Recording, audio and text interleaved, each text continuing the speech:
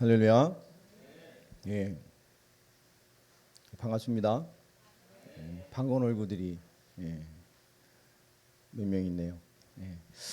갈라디아서 우리 1장 17절부터 24절까지의 말씀입니다. 오늘 주시는 말씀은 갈라디아서 1장 17절로 24절까지의 말씀을 같이 교독하도록 하겠습니다. 찾으신 줄 알고요. 한 절씩 교독하겠습니다. 또 나보다 먼저 사도된 자들을 만나려고 예루살렘으로 가지 아니하고 아라비아로 갔다가 다시 다메섹으로 돌아갔노라.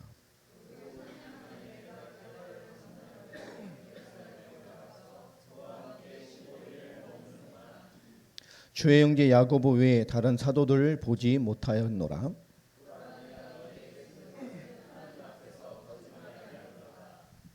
그 후에 내가 수리아와 길리기아 지방에 이르렀으나 다만 우리를 박해하던 자가 전에 멸하려던 그 믿음을 지금 전한다 함을 듣고 아멘. 시급하신 하나님의 부르심과 나라는 말씀의 제목으로 오늘 하나님의 응답을 함께 나누겠습니다. 오늘 이 말씀이 굉장히 좀 메마른 말씀이 될 수 있습니다. 오늘 성경 본문을 좀 읽으셨지만 은혜 받을 만한 말이 없죠. 그렇죠? 뭐 이렇게 특별히 주제가 될 만한 단어도 없는 그런 본문입니다. 이걸 건너뛰고 쭉 묻어서 2장으로 넘어가면 좋겠는데 오늘 아주 무미건조한 이 본문에 하나님 우리에게 굉장히 중요한 말씀이 담겨져 있습니다. 시급하신 하나님의 부르심과 나. 하나님이 시급하신 것이 뭐고 그 시급한 가운데 부름받은 내가 누구인지에 대한 오늘 올바른 응답들을 좀 받는 시간이 되기를 부탁을 드리겠습니다. 우리가 뭔가 좋은 시간표가 오거나 의미 있는 시간표가 할 때 우리가 늘 생각하는 단어가 있죠. 한 해를 보내고 한 해를 맞을 때도 우리에게 떠오르는 단어가 있습니다. 그건 신자나 불신자나 동일한 것이죠. 그게 뭐죠? 새로운 도전입니다. 내가 뭐 다이어트를 좀 해야 되겠다, 좀 운동을 해야 되겠다 하지만 이게 늘 우리가 뭐 새로운 도전이란 말은 참 좋아합니다만은 이 새로운 도전이 잘 안 되죠.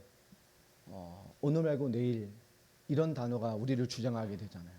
다이어트 오늘 말고 내일, 운동 오늘 말고 내일. 우리 항상 오늘 말고 내일이라는 단어에 지배받고 살 때가 참 많아요. 근데 우리가 새로운 시작을 할 때 우리가 뭔가 꿈꾸는 도전이나 뭔가 새로운 도전과 사건을 다 할 때 우리가 왜 그걸 실패하게 되냐? 이유는 간단합니다. 지금의 나를 그대로 두고 뭔가 새로운 것을 덮으려고 하기 때문에요. 지금의 나는 별로 안 바뀌면서 거기에 새로운 뭔가를 추가해서 지금의 나까지를 변화시켜 보려고 하는 아주 몰상식한 사고방식을 가지고 있기 때문에 그렇습니다. 성경적으로 시작은 무엇이냐? 새로운 시작이 아닙니다. 지금의 나를 두고 뭔가 하나 추구해서 무언가를 바꿔본다는 것은 우리가 통상적으로 느끼는 것이지만 성경은 그런 얘기를 하지 않습니다. 성경에서 말씀하시는 새로운 시작은 다시 시작하는 거예요. 제로 상태에서 다시 하는 것입니다. 지금까지 내 경험과 나를 그대로 두고 무언가 얄팍한 계산으로 하나를 추가해서 무언가를 전체를 새롭게 만들겠다라고 하는 것. 우리가 신앙도 그렇게 접근할 때가 참 많죠. 하나님 저 새로운 시작하고 싶습니다 라고 해놓고서 지금까지 나는 그대로 두고 그의 얄팍한 뭔가를 덮어요. 기도 조금 더 하면 되나요? 뭔가 조금 하나님 앞에 경건하게 행동을 취하면 됩니까? 지금의 나를 그대로 두고 뭔가 하나님이 의미하는 영적인 뭔가 의미 있는 단어를 내 안에 추가해내면 확 바뀌어지나요? 여러분 이런 말도 안 되는 시작을 크리스찬들이 할 때가 참 많아요. 그럼 늘 안 된다고 말하죠. 왜 난 도전해도 안 될까? 왜 나는 이렇게 의지를 약할까? 난 하나님 앞에 뭔가 큰 응답과 뭔가 획기적인 인간의 역사를 체험해보고 싶은데 왜 하나님 나에게 응답을 더디 주실까? 더디 주시지 않습니다. 하나님 역사하셔요. 대부분 지금의 나를 그대로 두고 무언가를 추가해서 무언가를 다 해결하려고 합니다. 성경은 그걸 말하지 않어요. 우리가 진짜 하나님 앞에 새로운 시작이라는 것은 다시 시작하는 거예요. 그게 거듭남입니다. 새로운 피조물입니다. 이전 것은 지났으니 보라 새 것이 되었더라. 이전 것과 상관없는 인생이 돼야 돼요. 주를 위해 가는 인생이라면 그리스도를 만난 이후에 하나님이 나를 두드리신 이후에 그 이전과 나는 다른 사람의 위치에 있어야 됩니다. 그걸 놓아야 되는 것이죠. 그게 우리에게 가장 시급한 거예요. 이거를 안 하고 늘 무언가 새로운 도전을 꿈꾸는 사람들이 많습니다. 제가 예전에 일산에서 부교육자 생활을 할 때 서울에서 이렇게 한 노부부가 이렇게 새로 이사 오셔서 등록을 하셨어요. 한 2년 정도 신앙생활 참 잘하시더라고요. 참 그 노년의 부부가 그렇게 금슬좋게 새벽 예배부터 전 예배를 드리는 모습이 참 좋더라고요. 아, 나도 참 노년에 저런 모습이 되었으면 참 좋겠다. 참 보기가 좋은 거예요. 그런데 이제 저희 담임 목사님이 이제 러시아 중앙아시아 사역을 한 몇 주 가시게 돼서 제가 전 예배를 다 인도하는 가운데 있는데 한 번 이렇게 전주에 저를 찾아오셔서 부탁을 안 하시더라고요. 다음 주에 제 아들이 옵니다. 그래요? 전 잘 됐네요. 했더니 잘 돼서 오는 게 아니에요. 그러더라. 아들이 사업을 하다가 서울에서 망했어요. 완전히 망해버렸어요. 그것도 이혼도 하게 되고 하면서 다 정리해서 그 일산에 부모님 가까운 데 아주 조그만 아파트를 하나 얻어서 이사를 와. 주중에 오나 봐요. 근데 부모님이 계속 불신자예요. 그참에 그렇게 예수 믿자. 부모님 교회 다니자. 그래서 다음 주에 온다는 거예요. 주중에 이사를 하고. 목사님 그렇게 힘 좀 주시라고. 기도해 주시라고. 그래서 이게 그분한테 교회 다녀봤냐 하니까 부모님 따라서 청년 때까지 신앙생활을 했었대요. 사회생활하면서 이제 불신자 되고 나이가 50 넘어서 완전히 망해가지고 다시 교회 오게 된 거예요. 근데 그분 와서 제가 그때 설교를 하게 됐는데요. 그때 설교가 우리가 그리스도로 거듭난 이후에 우리가 세상에서 어떤 삶을 살아야 될 것인가 이런 설교를 했었습니다. 크리스찬의 성실이 세상에 말하는 성실하고 다른 개념이 좀 있거든요. 그 크리스찬의 삶의 성실이라는 부분을 쭉 설교했는데 이 부분이 뭐가 됐나 봐요. 근데 이분이 오시자마자 좀 부지런은 했는지 주유소에서 취직을 해가지고 주일 첫 유아 예배 드리고 월요일부터 이제 출근을 하시는가 봐요. 그래서 나중에 알았죠. 이분이 그 말이 굉장히 많이 부딪혔는가 봐요. 그 다음 주에 어쨌든 주유소에 취직을 하셔가지고 생활을 해야 되니까요. 이렇게 일을 하시는데 매주 주일 예배 드리고 어쩌면 늦게라도 막 수요예배도 오고 어쩌면 금요예배도 오시고 막 이러시더라고요. 그 시간이 한 1년 정도 지났어요. 근데 이분이 저렇게 오시더니 교회 오시더니 인사를 하고 이제 감사했다고 그러더라고요. 오였더니 큰 응답을 받으셨어요. 주기도에 보니 그 말씀이 너무 자기에 충격이 돼가지고 너무 성실하게 일을 한 거예요. 아침에 9시 출근인데 이분 8시면 출근을 해요. 그래도 주차기 닦는 이 기름 넣는 이 주입기 이거는 잘 안 닦잖아요. 이분이 가면 이게 내 물건인 것 같이 관리를 하는 거예요. 짬나면 닦고 화장 청소하고 일하는 사람들은 신경 안 쓰잖아요. 사람을 지나가면서 수정리하고 일하고 성실히 하고. 근데 이 사장이 가만히 보니까 이 사람이 한 달, 두 달, 세 달, 6개월, 10개월 봤는데 너무 성실한. 근데 2000년 막 될 밀레니엄 때니까요. 그때 한국의 주유소 산업이 굉장히 돈이 막 팽창할 때입니다. 이 사람 돈이 많아요. 주유소가 막 곳곳에 몇 개씩 있는 거예요. 그런데 일산하고 서울 만나는 지역에 주유소를 하나 또 줘. 이 사람이요. 내가 너 줄게. 네가 거기서 사장같이 다 해. 너 너무 성실해. 내가 여태껏 많은 사람을 봤지만 너 같은 사람을 본 적이 없어요. 그 주유소를 맡겨버렸어요. 준 사장이 됐지. 월급도 굉장히 많이 받고요. 아예 그냥 주다시피 해서. 한 2, 3년 더 지나서요. 그 사람을 양자 삼아 버렸어요. 그 사장이. 제가 느낀 게 참 많습니다. 우리가 올바른 삶을 살아낸다는 것은 그죠? 무언가 조금 열심히 본다 그런 삶을 말하는 게 아니에요.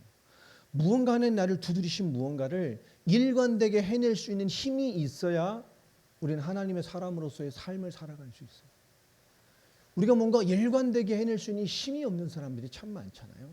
하나님이 나를 두드리셔도 내 자신 이전의 나를 지금에까지 나를 해결하지 않고 뭔가 얄팍하게 뭔가 거룩한 나로 나를 하나 덮어써서 모든 걸 해결하려는 얇은 수준의 크리스찬도 많지만 하나님 나를 강력하게 두드리셔도 그 두드리심으로 일관되게 이뤄갈 수 있는 힘을 소유하지 않은 크리스찬이 너무 많아요. 이번 주 우리 원준이가 CCC를 이제 전국 수련회 간다는데요. 거기서 하나님이 큰 은혜 빵 주실 거예요. 은혜 응답받고 그렇지 하고 와도 그죠? 우리가 버스 타고 돌아오면 마귀는 못 타고 온다 그랬어요?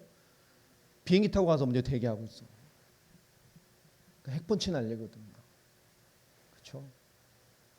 그러니까 얇은 사람들은 2, 3일이면 맨정신 차리고, 그렇죠? 대개 일주일 지나면 맨정신 차리고, 독한 인간은 한 달간 맨정신 차리고, 얼마 가지를 못해요. 왜요? 주신 하나님의 음성을 듣고 일관되게 살아갈 수 있는 힘이 없단 말이에요. 여러분, 거듭남의 비밀이 되는 회개. 우리 불신자한테도 그리스도의 복음을 듣고 그리스도께 돌아오는 게 최고의 회개 아닙니까? 이 회개라는 말을 우리가 다시 한번 정리해 볼 필요가 있어요. 회개라는 말은 거룩한 하나님 앞에 섰을 때에 나에게서 일어나는 반응이 회개입니다. 그러니까 하나님 앞에 올바로 서지 않았을 때는 일어날 수 없는 일이에요. 내 현상이나 가슴 아픔이나 죄에 대한 두드림을 하는 그 얄팍한 육신적인 회개를 말하는 게 아닙니다. 회개라는 것은 완전히 돌아서는 것을 의미하는 거예요. 거룩한 하나님 앞에 섰을 때 나에게서 일어나는 반응이 회개입니다. 더 정확하게 말하면 그리스도의 십자가와 부활이 나를 향한 대속이라는 확신이 되었을 때에 그 역사가 누구의 역사가 아니요 나를 위한 역사예요. 아멘입니까? 그리스도의 십자가와 부활이 나를 위한 역사이며 나를 임한 구원의 확신이며 나에게 성령이 함께 하시는 영원한 나의 역사라는 것이 진실로 믿어질 때 나에게 일어나는 통렬한 변화와의 싸움이 회개입니다. 회심이기도 하죠. 진정한 회심의 경험을 못한 크리스찬이 너무 많은 시대가 지금 이 시대에 진짜 회심의 경험이 없어. 그 십자가의 그 뼈저란 눈물과 그 처절한 십자가 역사가 나의 역사가 되는 통렬한 돌아섬의 경험이 없는 사람들이 너무 많아요. 여러분, 이것이 회개고 회심입니다. 지금 많은 크리스찬들은 진정한 한국교회 회개가 없어졌어요. 완전한 돌아섬이라니까요. 통렬한 깨달음입니다. 변화에 대한. 지금 이 회개라는 것이 얼마나 한국교회에게 무식한 수준으로 적용되어 있냐면 쉽게 보면 여러분 며느리하고 시어머니하고 너무 갈등하고 맨날 싸워. 며느리가 크리스찬이야. 며느리가 다 하면서 기도하고 막 핍박받고 기도하다가 어느 날 하나님 말씀도 좀 깨달아졌어. 기도하면서 내가 용서하고 이제 사랑해서 가정의 화목을 좀 만들고 그렇게 하겠다고 막 회개를 했어요. 그럼 어떻게 되죠? 그렇게 해놓고 돌아가면 또 뭐하죠? 미워합니다. 또 싸우죠.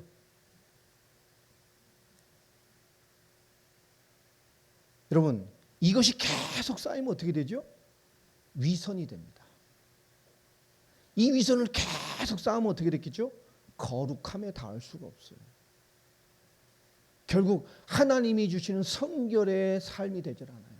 우리의 영을 하나님이 기뻐하시는 삶으로 드릴 수 있는 영적인 거듭남과 성경이 안 됩니다. 여러분, 이런 회개를 하고 있지 않나요? 하나님, 안 하겠습니다. 그런데 뭐죠? 안 되죠. 지금 이 회개라는 최고의 하나님을 만나는 그 역사와 그 십자가와 부활의 나의 것임이 통렬함으로 변화됨이 있는 이 놀라운 반응인 회개가 지금 너무 무능한 시대가 되어버렸어요. 변화를 말할 수 없는 시대가 됐어요. 개혁을 말할 수 없는 시대가 됐습니다.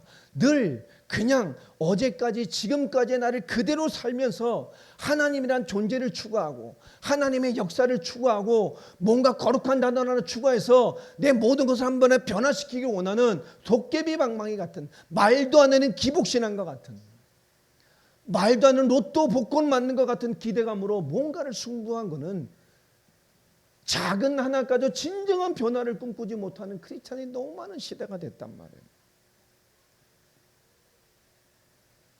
여러분, 이 돌이킴과 이 하나님께 나가는 이 돌이킴의 삶, 회개의 삶, 거듭남의 삶은 두 가지가 함께 있어야 돼요. 그것이 뭐냐? 돌이킴과 나아감입니다. 돌이킴과 나아감이 함께 이루어져 가는 것이 크리스찬의 삶이에요. 이걸 절대 놓치면 안 됩니다. 우리가 아무리 돌이킨다 할지라도 그 돌이킴으로 나아가지 못하면 우린 또 어제까지와 나의 그대로가 있어요.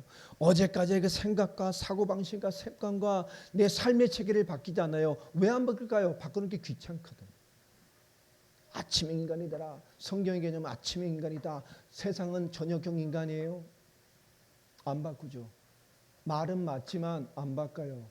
삶은 하나님과 상관없는 방식으로 살아가요. 이런 삶을 살아야 알죠. 그러나 내 입장이 우리가 하나님 우리의 뭔가 하나님의 요구하실 때에 우리는 싫어합니다. 왜요? 거룩한 변화가 내가 불편하거든 일단. 거룩한 요구, 말씀의 요구를 일단 뭐죠? 내가 하려면 불편해. 나를 바꾸는 게 불편해. 우리 크리스찬이 하나님의 역사 앞에 대면하는 첫 개념들이 이런 것들이 너무 많습니다. 우리가 생각해야 될 가장 중요한 영적 싸움은 바로 이런 것들이에요. 우리가 하나님을 떠난 상태라는 것. 우리 스스로가 하나님과 단절된 상태에 있다는 무서움이 있음에도 우리 스스로가 못 느끼고 사는 거죠. 늘 난 하나님과 단절돼 있어요. 믿고 있다고 말하지만 단절돼 있다니까. 내 삶이, 내 선택이, 내 삶의 체계가, 내가 누리는 죄의식이 하나님과 단절돼 있어요. 불신자와 똑같이 살면서 교회 다니고 좀 착하고 좀 선하고 예배 다니고 하나님께 회개한다는 그 하나 때문에 우리는 스스럼 없이 하나님과 단절되어 있음에도 불구하고 하나님이 있는 것 같은 착각하고 살아갑니다. 하나님 떠난 상태의 무서움이 뭐냐? 결국 불신자는요 사주팔자 운명을 못 벗어나요. 우리 이것을 정말 이해해야 됩니다. 불신자의 무서움, 하나님 떠난 상태의 무서움이 뭐냐? 세상 불신자가 말하는 사주팔자 운명의 저주와 재앙 가운데 잡혀 있다니까요. 이게 얼마나 무서운 겁니까? 지금 우리 가운데도 있을 겁니다. 드러내지 못하고 있지만 재앙 상태와 같은 인생들이 너무 많아요. 말을 못할 뿐이지. 대학생들 젊은 애들 많아요. TV에 나올 것 같은, 그것이 알고 싶다에 나올 것 같은, 말할 수 없지만 너무나 말하기도 부끄러운 영적인 재앙 상태에 드러내지 못하는 문제 가운데 살아간 사람들이 너무 많습니다. 그뿐인가요? 자유, 즐김, 사랑, 나를 위해 최고 투자하는 욜로, 내가 만족하면 되는 거야. 넌 사랑받을 존재야. 세상 즐겨. 얼마나 할 게 많아. 자유하게 살아. 이것으로 포장해 놓고 인간은 어떻게 살아가죠? 타락해 가요. 점점점 타락해요. 즐기는 겁니까? 더욱더 방황합니다. 사랑하라고요? 세상은 음란의 극치로 가고 있어요. 지금 크리스찬 청년들에게 성에 대한 얘기를 할 수 없는 시대가 돼버렸어요. 저는 가끔씩 합니다마는.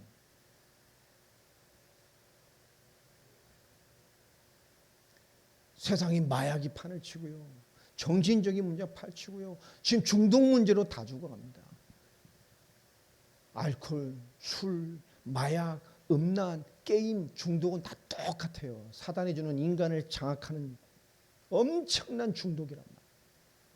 인간이 하나님 떠나서 다른 것으로 자유를 얻고 다른 것으로 즐기고 다른 것을 사랑하고 다른 것에 내 인생을 투자할 때 인간의 모습들이 이래요. 점점 개인이 파괴돼가고 그 결과 자기밖에 모르니까요. 여러분 얼마 전에 지난주에 나왔잖아요. 애 둘을 신생아를 죽여서 냉장고에 넣어놓고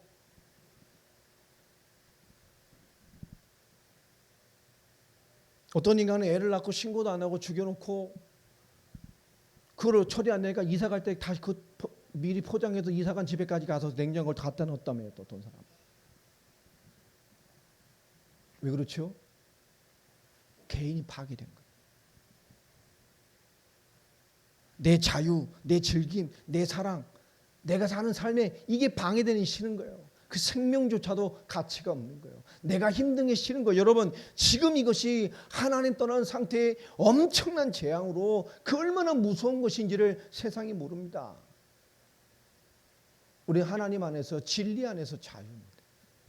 복음의 힘을 가진 하나님의 사랑이 우리를 주장해야 돼요. 그 결과 가정은 지금 엄청나게 파괴돼 가고 있어요. 부모와 자녀의 사이가 파괴돼가고 존중이 사라져가고 순종이 사라져가고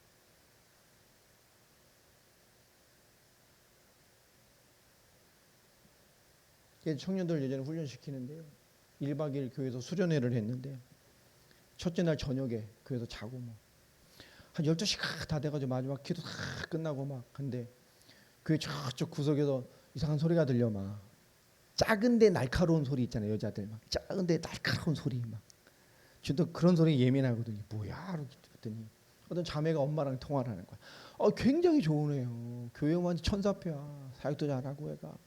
엄마랑 통화하는 거야. 불신자 가정이거든요. 엄마가 또 말에 안 듣는 소리 하니까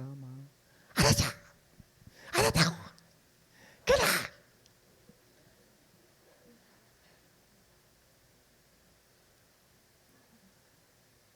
어디 가서 교회에서 훈련한다.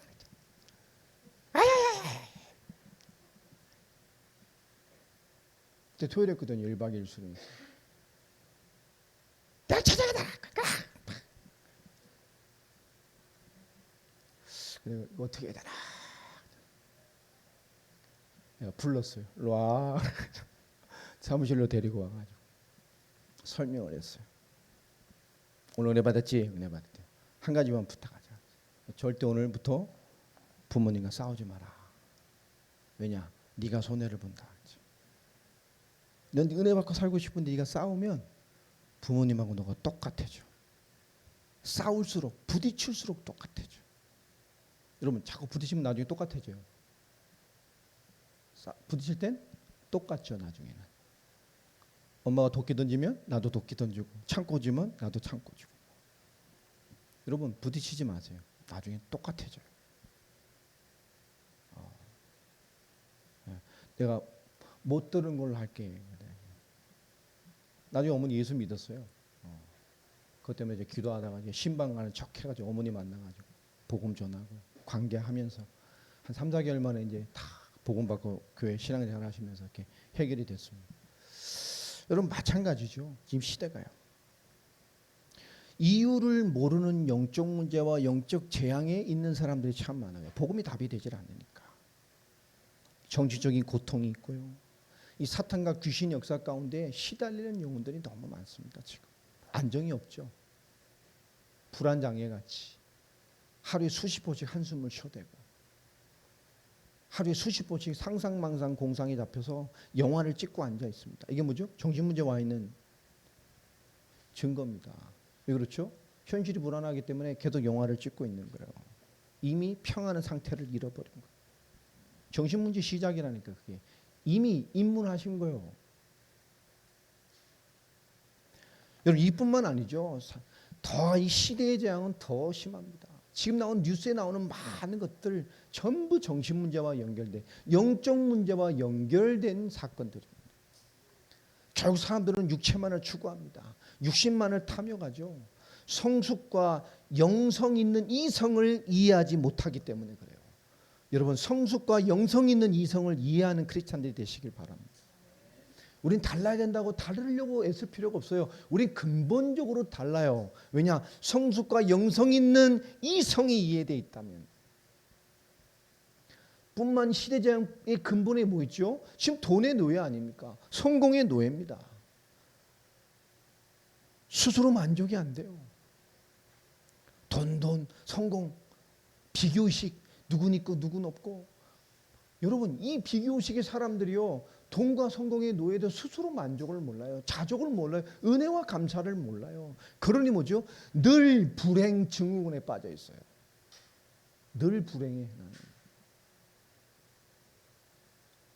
그리고 뭐죠? 그래서 돈으로 좀 나오는 행복으로 좀 더 나은 성공을 위해서 불나방처럼 막 스스로 뛰어들어서 스스로 타 죽는 시대가 돼버렸어요. 우린 사람과 세상에서 무언가를 찾으려 할 때가 참 많습니다.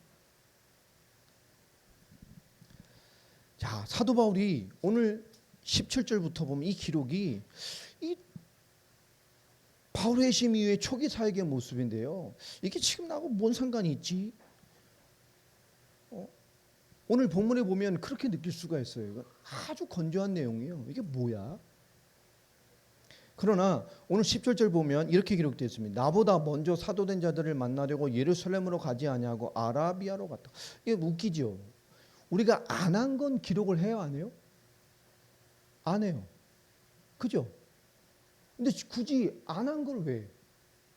안 한 걸 왜 기록을 해요? 내가 먼저 사도된 자를 만나려고 예루살렘에 갔어야죠, 당연히. 근데 뭐죠? 가지 아니하고. 근데 여기서 나보다 먼저 사도된 자들을 만나려고. 이건 이 사도 바울이 지난주에 우리 설교처럼 자기의 사도권에 대한 것이죠. 자, 나보다 먼저 사도된 자들. 그럼 자기도 누구란 얘기요? 나도 사도라는 거예요. 바울의 사도권에 대해서 회심에 대한 이 의심을 갖는 사람들이 너무 많았잖아요. 저게 무슨 사도야? 저 진짜 회심한 거 맞아?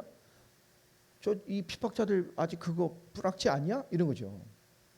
이것이 사도 바울의 사역을 하자니까요. 사도권과 회심에 대한 의심이 너무 많은 사역에 방해가 됐단 말이에요. 도전이 되어지고. 그러다 보니까 우리 같았으면 어디 가겠어요? 첫 사역의 열매 딱 들고 증거 가지고 나 같아서 그런 생각할 수 있잖아요. 예루살렘 총회 가서 내가 이렇게 응답받고 변화돼서 이런 증거로 사역했어. 나 이제 하나님의 사람 됐어. 공인해줘. 그리고 교회가 땅 야 맞아 이러면 끝날 거 아닙니까?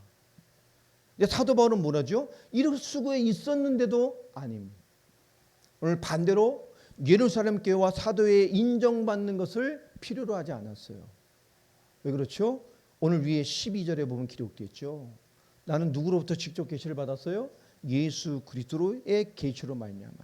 나는 주님께 직접 계시받아서 복음을 깨닫고 그분을 만나서 임금들과 이방을 향한 사도로, 이방을 향한 복음의 자로 나를 세우시고 사명 주시고 나에게 보내셨어. 그러니 나는 이미 사도된 자들과 교회와 많은 사람 앞에 가도 내가 왜 공정을 받아? 난 그런 거 필요 없어. 그리스도의 완전한 은혜로 나는 받았단 말이야. 그 말을 하는 거예요. 그러면서 하는 거예요. 그러면서 나도 그리스도 앞에 사도예요. 그러면서 하는 말이 가지 않았다라고 말합니다. 사람 앞에 증명을 받는 작업이 더 많은 문제를 일으킬 수 있어요. 이때 당시 율법의 문제가 해결 안 됐잖아요. 할례를 받아야 하고 윤들 이 전통을 지켜야 된다는 율법주의적인 교회관을 가졌던 복음의 정립이 돼 있지 않은 기대에 오늘 갈라디아서를 통해서 유대교를 완전히 탈피하는 기독교의 문을 연 메시지가 갈라디아서라고 제가 서론에 설명을 했죠. 자, 그래서 이는 그리스도께 인정받았기 때문에 굳이 예루살렘 교회에 갈 필요 없어. 나는 마지막으로 부름받은 사도이고 난 말세를 향한 사도이고 이방인을 향한 사도야. 난 그것을 무엇으로요? 사역으로 증명하면 되는 것이야. 오늘 사도 바울은 이 말을 하고 있는 거예요. 우리는 뭔가 시작할 때 우리는 조건이나 뭔가 이룰 환경들을 먼저 볼 때가 참 많습니다. 사도 바울은 하나님 앞에 택정받아 부름받아 사명까지 받은 모든 것들을 사람 앞에서 해결 나가지 않았어요. 그래서 뭐죠? 하나님의 부름받은 메시지 그대로 내게 넣어주신 그대로 그것을 통해서 나타내려 했단 말이에요. 여러분 은혜 받으셨습니까? 주의 언약이 이해됐어요? 복음의 사람 맞습니까? 우린 뭔가 보이는 승부를 하는 게 아니에요. 그것이 왔다면 우린 그것으로 살아내면서 나타나는 증거로 살아가는 것입니다. 내가 사라지지 않는데 뭘로 증명할 거야? 조금 열심히 기도해 본들, 조금 착하게 뭐 해 본들 그런 거잖아요. 우리가 세계선교 다니면서 우리 함께 많이 왔던 중직자들이나 청년들에게 저희가 훈련실에 했던 말들이 있어요. 지금 너희가 은혜 받고 충격받은 거 아무것도 아니다. 아, 역사하는구나. 이것을 위해 살아야지. 그럼 그런 수준으로 깨닫고 오면 우리 잘한 말이에요. 너희가 교회 와서 뭔가 봤기 때문에 남들보다 조금 열심히 하는 교회 오빠. 봤으니까 남들보다 조금 더 인생을 담는 교회 오빠. 이 수준밖에 되지 않는다. 이것이 나에게 인생 전체에 무엇인지를 이해하는 사람이더라. 그랬어요. 자, 오늘 이 말씀은 뭐냐면 그리고 나서 다시 아라비아로 갔다가 다베세로 돌아갔다 얘기를 합니다. 그리고 18절에 보면 그 후에 3년이라는 시간이 지났죠. 오늘 이 교회 역사에 사도 바울의 아라비아라는 말이 여기 나옵니다. 이것에 대한 논쟁이 있어요. 이것 때문에 이게 퍽퍽한 설교라 이게 별 잘 안 하는 본문입니다만은, 여러분 다메섹 이 사도 바울의 아라비아 광야 사막에 3년 내년 2년 반 이런 얘기를 합니다. 그가 그리스도 만나고 회심한 이후에 뭐 감춰진 시간이 있죠. 그것이 3년 가까이 됩니다. 그가 아라비아에서 사막 광야에서 하나님과 깊은 교제로 이웃세력인 모두 훈련받았다 뭐 이런 얘기들이 있어요. 근데 성경하고 안 맞는 얘기입니다. 뭔가 이게 이후에 사도 바울의 뭔 삶을 교회는 3년이라는 걸 참 의미하게 생각하잖아요. 예수님의 제자들 3년과 같이 이렇게 포장해서 실제 그렇지 않습니다. 오늘 그 얘기를 좀 하려고 그러는 건데요. 역사적인 거니까. 아라비아에 갔다가 다시 다메섹으로 돌아왔다. 그리고 3년인 이후에 얘기 나옵니다. 자, 사도행전 9장에 보면 다메섹에서 회심을 하죠, 사도 바울이. 자, 그리고 나서 20절 후반도 9장 한번 넘어가 볼까요? 사도행전 9장.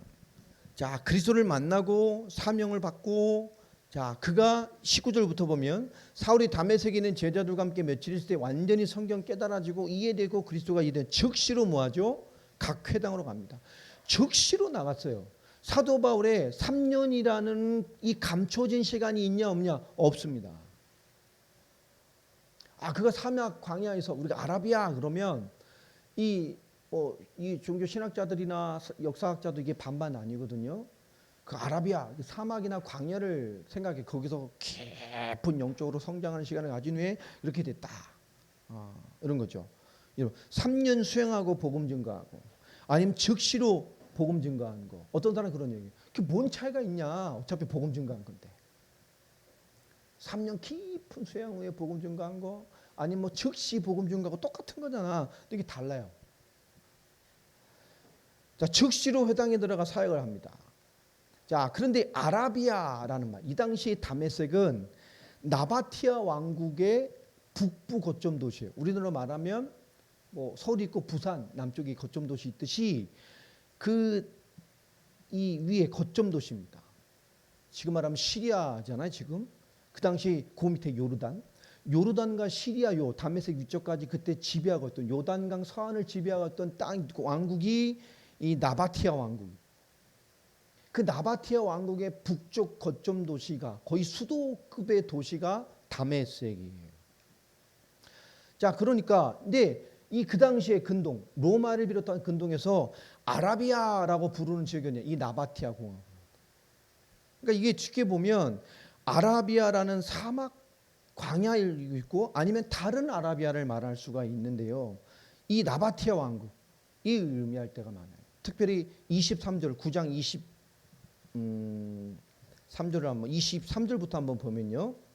그가 그렇게 22절에 사울이 힘을 얻어서 예수를 그리스도로 증언하여 다메섹에 사는 유대인들을 당혹하게 만들었죠. 성경 가지고 예수님이 그리스도라는 것을 막 증명해내고 다닙니다. 엄청난 사역을 펼쳤어요. 즉시로. 그 당시에 나바티아 왕국이라는 지역에 한 거예요. 즉시로. 공백이 없어요. 자, 얼만큼 사역을 하는 중에 어떤 일이 일어났냐? 그 땅에 엄청난 일이 일어났죠. 23절 보세요. 여러 날이 지남에 유대인들이 사울 죽이기를 공모하더니 그 계교가 사울에게 알려지니라. 그들이 그를 죽이려고 밤낮으로 성문까지 지키거늘 그의 제자들이 밤에 사울을 광주리에 담아 성벽에 달아내니라. 도망시켰죠. 이 정도로 역사가 일어났어요. 그런데 조금 더 넘어가면 고린도 후서로 한번 넘어가 보세요. 11장. 고린도 후서 11장 32절입니다.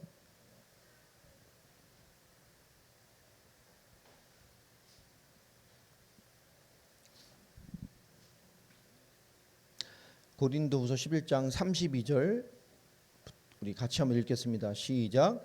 다메섹에서 아레다 왕의 고관이 나를 잡으려고 다메섹의 성을 지켰으나 나는 광주리를 타고 들창문으로 성벽을 내려가 그 손으로 벗어났노라. 이 말은 뭐죠? 급삭스럽게 회당의 중심으로 사역할 땐 유대인이 죽이려 해서 도망을 다녔지만 그 글을 통해서 뭘 했다는 얘기죠? 거의 오랜 시간을, 다시 말해 이 당시에 아라비아, 그 당시 로마와 세계는 아라비아라고 부르는 지역이 어딨냐? 이 나바티아 왕국 중심이었어요. 거기 아라비아라고 불렀어요. 그러니까 사도 바울은 그 이후에 유대인의 핍박을 피해서 뭐 했다는 거죠? 이 아라비아, 나바티아 왕국, 아라비아 지역 전체를 다니면서 사역을 해서 아라비아라는 나바티아 왕국을 복음으로 들썩들썩하게 만든 거예요. 그게 너무 왕에게까지 지도 세력에까지 거슬리기 시작하니까 왕의 칙령을 따라서 뭐 했죠? 그 왕의 고관들이 사도 바울을 잡으려고 오기 시작합니다. 그래서 어디로 피신을 한 거예요? 다메섹으로 돌아온 거예요. 더 북부도시. 자, 사도 바울은 이 3년이라는 시간에 자숙이 아니라 뭐란 거죠? 그 세계복음화 이루어지는 엄청난 전도자의 삶, 복음이 확장되고 일어나는 삶에 대한 자기 인생의 첫 사역의 사역자로서의 삶의 응답들을 정리해내고 있었습니다. 그 정리된 복음과 현장의 성취를 가지고 사도행전 15장에 보면 예루살렘 1차 종교회의 때, 그죠? 이 유대교에서 완전히 기독교로 벗어나는 그 정점이 된 그 1차회 때 교리적인 싸움에서 승리하게 되잖아요. 그 내용이 정리된 것이 바로 이 사역입니다. 그 정리된 사역이 확인된 것이 펼쳐낸 첫 사역이 사도행전 13장에 나오는 1차 사역이고, 그리고 사도 바울이 사울의 전도자로서의 엄청난 많은 것들이 준비되어지는 그 준비됨의 과정이 일어날 것이 바로 이 아라비아 지역의 사역입니다.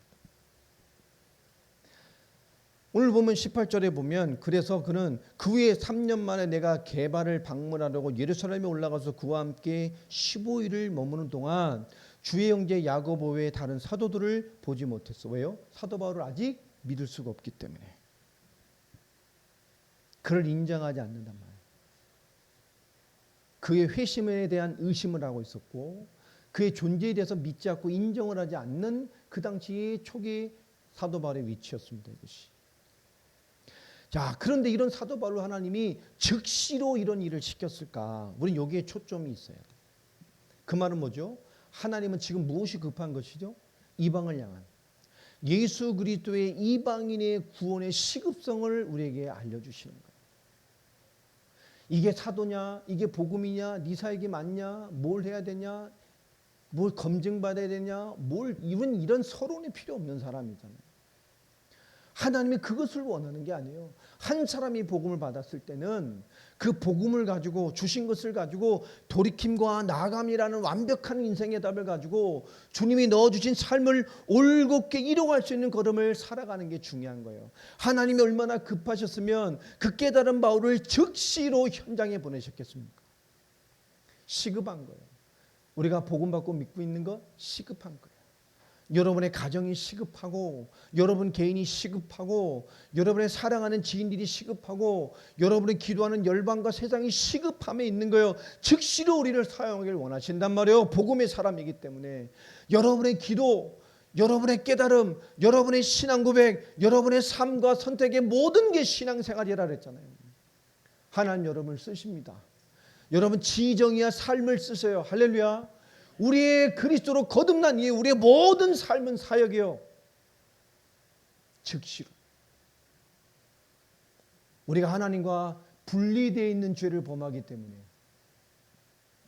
교회를 벗어나고 나로 돌아가면 불신자가 되는 사람들이 많고 신앙의 무능에 빠져서 허우적거리는 사람이 많고 자기의 모순을 가지고 하나님께 비난하고 하나님께 엉뚱한 소리를 하는 이런 말도 안 되는 무능한 크리스찬들이 얼마나 많냔 말이에요. 하나님은 즉시로 보내셨어요. 구원의 시급성을 보여주신 거예요. 복음의 시급성을 보여주신 거예요. 여러분, 내가 얼만큼 준비되어 하나님께 쓰임받겠습니까? 전 준비가 안 돼서요. 뭘 준비가 안 돼서? 여러분, 말하고 다니세요. 말하고 다니세요. 예수 믿으라고. 우리 한국 초대교회 예수 전당, 불신지옥 이 말도 안 되는 메시지가 가지고도 현장이 변화됐잖아요.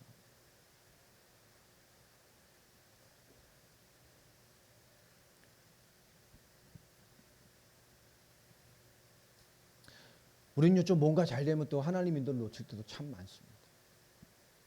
우리 사도행전 본 김에요. 사도행전 16장을 좀 넘어가 보면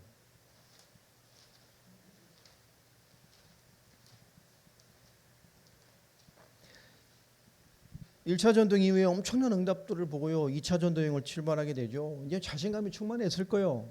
자기의 전도의 규례와 응답과 역사 이런 걸 다 준비됐으니까요. 디모데라는 제자까지 다 합류시켜서 그렇죠.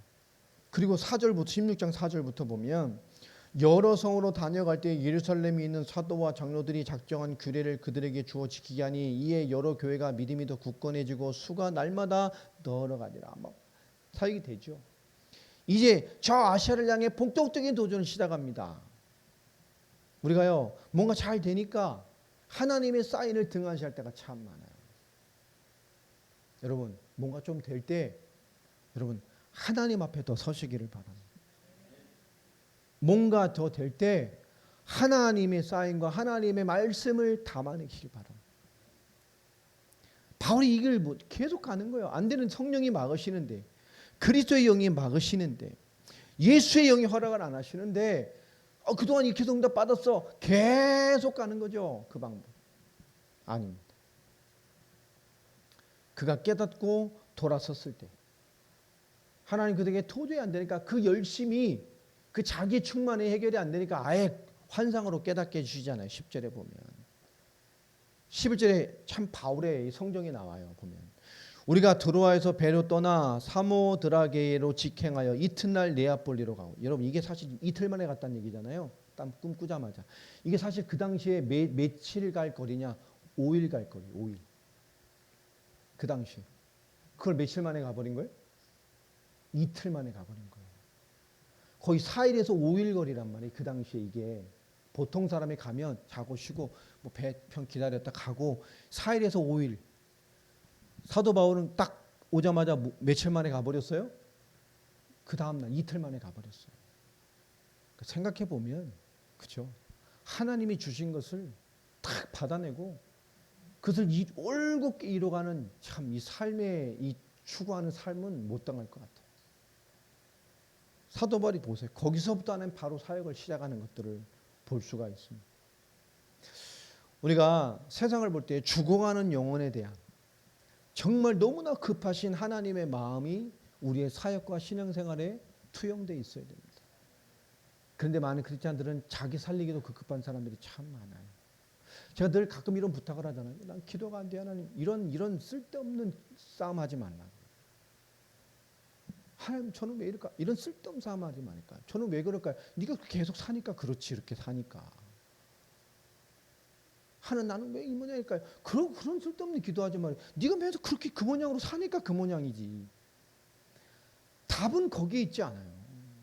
왜 나는 이렇게 안 변할까요? 뭘 안 변해? 그 기도 제목도 아니에요. 지가 계속 그렇게 살고 있으면서 뭘 그잖아요. 답이 아니라니까요. 그건 기도도 아닙니다. 우리 자존심만도 안 맞는 얘기예요. 하나님 영이 함께해요. 우리는 그런 수준을 넘어서 버려야 돼요. 기도가 안 됩니까? 그게 최고의 기도라 그랬잖아요. 하나님 나는 기도가 안 됩니다. 하나님 앞에 진짜 서울하니까 딱 저는 기도가 안 돼요. 하나님 제가 왜 기도가 안 될까요? 하나님 앞에 왜 기도가 안 되는지 생각해 보세요. 인격적으로 한게 되어보라니까 그럼 많이 나올걸요. 그러니까 구하세요. 저는 하나님 왜 이렇게 뭐가 신앙 의지가 약할까요? 하나님 앞에 맨정신 인격적으로 교제해 보세요. 다 나오잖아요. 하나님이 내가 말 안 하면 몰라요? 다 주신다니까 진짜 하나님 앞에 서면 그게 기도예요. 그걸 해결하는 게 아닙니다. 깨닫고 하나님 앞에서요. 그거와 상관없이 살아가는 거예요. 기도가 안 된다고 기도 안 하면 내 상태에 매여 있으면 변화됩니까? 내 상태와 상관없이 그리스도를 붙들고 나아가는 거예요. 할렐루야. 어느 날 보면 이전 것을 지나고 새 것이 되어 있어요. 우리는 옛사람을 해결하는 능력이 없는 크리스찬이 참 많아요. 평생을 믿어본들 영향가 없습니다. 그런 종교 심성을 가지고 예수 믿고 예수 이름 붙들고 기도하고 예수라는 신을 잡고 우상 숭배하고 비슷한 주세요라는 수준으로는 내 자신도 못 살리고 가정도 못 살리고 현장도 못 살리고 이 시대의 말세 시대의 교회가 주신 세계복음화의 삶을 감당해낼 수 있는 사람이 되질 않아요. 여러분 전부 하나님의 기업들입니다. 그죠? 큰 기업 되시기 바랍니다. 기도를 넓히세요. 나하고 하나님 역사는 상관없어요. 내 상태와 하나님의 역사는 상관이 없어요. 아멘? 상관없어요. 내가 안 받는 것뿐입니다. 여러분 나를 넘어서 버립니다. 오늘 사도 바울은 세상과 사람 앞에 그 기준이 아닌 하나님이 주신 것을 일관되게 이뤄가는 삶을 살았습니다. 그리고 경험도 없는 복음 가진 자가 그 복음을 가지고 3년이라는 많은 현장을 살리면서 뭐죠? 이 한 지역이 아라비아가 들썩일 만한 하나님의 역사가 이해되는 삶을 추구했단 말이에요. 그 이후에 사도 바울은 본격적인 세계복음화의 내용과 전략과 메시지와 제자 보는 눈을 다 가지고 첫 전도여행부터 실패가 없는 하나님의 인도를 받아내는 사람이 됐어요. 여러분, 지금 우리가 많은 부딪힘은 그런 하나님의 결론을 향한 우리를 키우시는 과정입니다. 그러니까 뭘 봐야겠어요? 나를 바라봅니까? 나를 통해 역사하신 하나님의 그 역사를 바라보고 가는 거예요. 기도 많이 합시다. 저 그런 얘기를 하고 싶지 않아요. 기도는 많이 하는 게 아니에요. 올바르게 하는 거예요. 그냥 하는 거예요. 할렐루야. 힘 얻으세요. 육신이 연약하면 진짜 힘 얻으세요. 하루에 한 번 하나님의 깊은 은혜가 나의 생각과 마음을 주장하도록 그냥 나를 딱 내려놓고 기도 제목도 내 상태도 딱 내려놓고 나로 하나님 앞에 서서 그 하나님을 찬미하고 신앙 고백하고 하나님이 내게 주신 것을 담아내는 그런 그릇이 되길 바랍니다. 그때 생각이 치유돼요. 하나님을 향하지 못하는 나의 그릇된 의지가 무너진단 말이에요. 여러분, 가장 강력한 것은 시급한 부름의 시대에 나를 해결하지 못하는 인생들이 너무 많다는 거예요. 오늘 그리스도 예수 안에서 그 최고의 은혜와 응답을 누리는 주역들이 되시기를 바랍니다. 그죠? 나는 그리스도의 십자가와 함께 죽었어요. 갈라디아서 2장 20절. 이제 나는 죽는 게 내가 죽어야 돼. 내가 죽어야 돼. 왜 죽어? 우리 살아야지. 잘 살기 바라. 잘 살아. 집도 사고 막 잘 살아. 땅도 사고 막 잘 살아. 차도 사고 막 다 사요. 다 사. 왜 아멘을 안 해요? 그렇잖아요. 살지 말든지요. 또보기로 다니고 그래. 다 그게 중요한 게 아니에요. 하나님이 주시는 부르심 앞에 나와 상관없는 넘어서는 하나님의 역사를 보고 올곧게 이어갈 수 있는 돌이킴과 나아감의 비밀을 가지고 살아갈 수 있는 그런 주역이 되기 바랍니다. 그 가려진 시간이 사도 바울이 사도 바울로 사는 그 13장부터의 본격적인 성경 역사의 밑거름의 시간이었어요. 여러분, 작은 실수, 부딪힘 다 괜찮습니다. 하나님 여러분 쓰시려고 부르셨어요. 이전 것이 중요한 거예요. 지금 하나님이 원하시는 일을 위해 부름받은 여러분들, 그죠? 생각도 크게 열고, 그죠? 선택하는 수건도 크게 열고, 크리스천들 막 쪼잔하면 안 돼. 쪼잔하면 안 돼. 결정적인 순간에 막 쪼잔해지나요? 그때 결정적인 순간에 확 넓어져 버려요. 우리 강 집사가 은혜를 잘 받았더라. 우리 강 집사 손이 적어가지고 그 음식을 하면 맨날 이렇게 뭔가 좀 부족하게 해요. 이번에 막 엄청 많이 왔어. 간증을 하더라고. 내가 생각한 것보다 한 배 더. 잘 깨달았어. 내가 생각한 것보다 뭐요? 한 배 더 해버리라니까. 하나님을 바라보면도 마찬가지예요. 내 수준으로 자꾸 하나님 바라보면 나를 넘어서겠냐고. 나를 넘어서서 하나님 바라봐야 하나님 바라봐지지. 나와 동급인 하나님은 뭐 어떻게 의지하고 살아가겠어요. 하나님의 역사를 온전히 바라보는 주역이 되시길 바랍니다. 마지막으로 예전에 제가 웃기는 예화를 든 적이 있잖아요. 어떤 청년이 되는 것도 없고 뭣도 없고 백수고 맨날 집에 가면 잔소리 듣고 핀잔 받고 하니까 맨날 집 나와서 손 들고 투덜투덜 다니다가 가는데 길에 웬 찌그러진 주전자가 다니니까 기분도 나쁘고 막 냅다 발로 걷어 찼어요. 근데 그게 뭐라 그랬어요? 그게 알라딘의 요술 램프였어요. 갑자기 뻥 하더니 뭐 이상한 거 휙 나오더니 당신이 나를 1000년 만에 깨웠습니다. 감사하는 마음으로 지금 30초 안에 당신의 소원을 3개를 들어드리겠습니다. 30초 안에 말하십시오. 이 친구가 늘 백수들이나 인생 안 되는 친구들이 상상은 많이 하잖아. 그죠? 맨날 할 일 없으니까 앉아서 상상, 망상, 공상만. 영화를 CD로 찍고 앉아 있잖아. 그러니까 자기 맨날 예쁜 여자를 막 붉은 스포츠카 채워서 막 해변을 달리고 막 돈 엄청 벌어가지고 행복한 결혼을 살고 이런 맨날 상상을 하니까 이 천하의 다시와 나눌 기회인데 막 이걸 다 잡아야 되잖아. 막 하나만 말 안 하니까 뭘 해야 됩니까? 막. 그러니까 이걸 한 단어로 딱 붙여서 얘기를 했어. 돈, 여자, 결혼 딱 한마디로 붙여서. 요즘에 딱 듣더니 예, 들어드리겠습니다. 근데 뭘 했어요? 돈 여자하고 결혼시켜줬어. 돈 여자. 예. 제 얘기를 러시아 가서 했더니 통역이 해석을 못하더라고. 러시아어로는 해석이 안 돼 이게. 예, 돈 여자하고 결혼시켜줬다. 이게 어감 차인데요. 이분이 가만 계시더라고. 왜? 했더니 해석이 안 된대. 이건 통역이 안 된대 러시아어로. 왜? 한국말로 되는데 계속 이러셔. 왜? 왜요? 왜? 이건 해석이 안 된대. 러시아 말로 해석이 안 된대요. 안 돼요. 사람들은 서로를 들었는데 결론을 못 들었잖아. 이게 뭐야?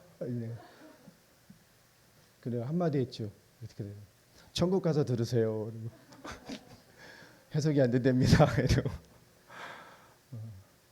우리가 하나님의 인도를 받는다는 건 어려운 데 있지 않아요.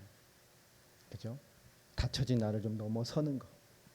그 속에서 하나님의 큰 응답들을 찾는. 가려졌다고 생각하지만 가장 중요한 답을 찾아내는 그런 하나님의 시급한 부르심의 주역들이 되시기를 주 이름으로 축복합니다. 기도하겠습니다. 하나님 감사합니다. 우리에게 말씀을 주시고 인도에 가신 하나님을 찬양합니다. 성령의 충만함을 주시고 거룩한 은혜를 주시며 하나님의 역사 가운데 살아가는 우리의 삶의 부르심 앞에 우리가 시급한 부르심 앞에 어떤 내 자신이어야 하는가에 올바른 답을 가지고 하나님의 인도와 역사를 담아내는 오늘의 큰 영적인 그릇들이 되게 하여 주시옵소서. 권세 있는 주 예수 그리스도의 이름으로 기도합니다. 아멘. 예, 교회